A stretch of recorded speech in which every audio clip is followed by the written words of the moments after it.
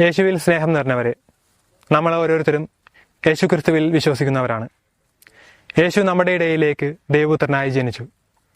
എന്തിനു വേണ്ടിയാണ് നമ്മുടെ ഇടയിലേക്ക്, നമ്മുടെ ഈ ലോകത്തിലേക്ക് യേശു വന്നത്? നിയമങ്ങൾ മാറ്റിമറിക്കുവാനോ പ്രവാചകന്മാർ പറഞ്ഞത് തെറ്റാണെന്ന് പറയുവാനോ അല്ല, മറിച്ച് അതെല്ലാം പൂർത്തീകരിക്കുവാൻ വേണ്ടിയാണ് അവിടെ നിന്ന് വന്നത്. നമ്മൾ ഓരോരുത്തരുമാകുന്ന കുഞ്ഞാടിനെ നല്ല മേച്ചിൽപ്പുറങ്ങളിലേക്ക്, നല്ല പാതയിലേക്ക്, നന്മയിലേക്ക് നയിക്കുന്ന ഇടയനാണ് യേശു ക്രിസ്തു.